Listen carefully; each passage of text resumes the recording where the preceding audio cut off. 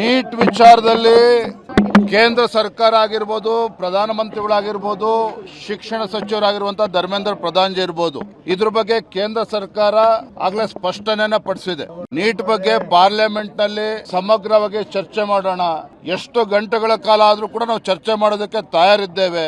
Neat ಪರೀಕ್ಷೆ ವಿಚಾರದಲ್ಲಿ ಏನು ದುರಂತ ಆಗಿದೆ, ಇದರಲ್ಲಿ ಕೇಂದ್ರ ಸರ್ಕಾರ ಮುಚ್ಚಿಡ್ತಕ್ಕಂಥ ಯಾವುದೇ ವಿಚಾರಗಳಿಲ್ಲ, ಮುಕ್ತವಾಗಿ ನಾವು ಚರ್ಚೆಗೆ ತಯಾರಿದ್ದೇವೆ ಅಂತ ಕೇಂದ್ರ ಸರ್ಕಾರದಿಂದ ನಡ್ಡಾಜಿ ಅವರು ಸ್ಪಷ್ಟಪಡಿಸಿದ್ರ ಮೇಲೂ ಕೂಡ ಇವತ್ತು ಕಾಂಗ್ರೆಸ್ ಪಕ್ಷ ತನ್ನ ರಾಜಕೀಯ ಬೇಳೆನ ಬೇಯಿಸ್ಕೊಳ್ಳೋದಕ್ಕೆ ಹೊರಟಿದೆ.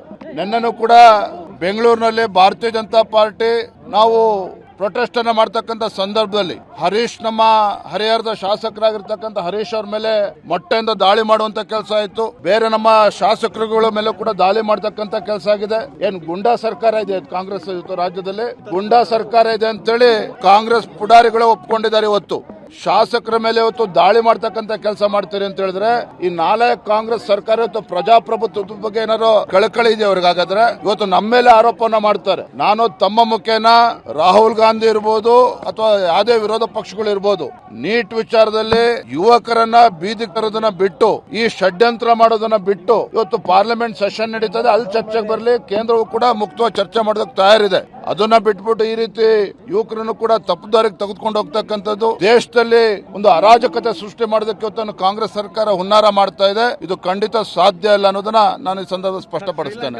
ಬಾಂಗ್ಲಾದೇಶದ ಮಾದರಿಯಲ್ಲಿ ಇಲ್ಲೂ ಕೂಡ ದಂಗೆ ಎದ್ದೇಳಬೇಕು ಅನ್ನೋದು ಮೆಸೇಜ್ ಸಂದೇಶ ಮಾಡಿರ್ತಕ್ಕಂಥದ್ದು ಇದಾಗಿದೆ ಸರ್, ಮಾಹಿತಿ ಬಂದಿದೆ. ನೋಡಿ, ಇದು ಮಾಹಿತಿ ಹುಟ್ಟಾಗ್ತಾ ಇರ್ತಕ್ಕಂಥದ್ದು ಯುವಕರಲ್ಲ ಅಥವಾ ವಿದ್ಯಾರ್ಥಿಗಳಲ್ಲ, ಇದನ್ನ ಹುಟ್ಟಾಗ್ತಾ ಇರ್ತಕ್ಕಂಥದ್ದು ಕಾಂಗ್ರೆಸ್ ಪಕ್ಷ. ಹಿಂಬಾಗಿಲಿಂದ ಅಧಿಕಾರಕ್ಕೆ ಬರಬೇಕು, ಜನರ ವಿಶ್ವಾಸದಿಂದ ಗೆಲ್ಲೋದಕ್ಕೆ ಸಾಧ್ಯ ಇಲ್ಲ, ಅದು ಅಸಾಧ್ಯ ಅಂತ ಹೇಳಿ ಗೊತ್ತಿರ್ತಕ್ಕಂಥ ಕಾಂಗ್ರೆಸ್ ಪಕ್ಷ ಈ ರೀತಿ ಒಂದು ಅರಾಜಕತೆ ಸೃಷ್ಟಿ ಮಾಡಿ ಹೇಗಾದ್ರೂ ಮಾಡಿ ಕೇಂದ್ರದಲ್ಲಿ ಅಧಿಕಾರಕ್ಕೆ ಬರಬೇಕು ಅನ್ನುವ ನಾಟಕವನ್ನ, ಕಪಟ ನಾಟಕವನ್ನ ಕಾಂಗ್ರೆಸ್ ಪಕ್ಷ ಮಾಡ್ತಾ ಇದೆ.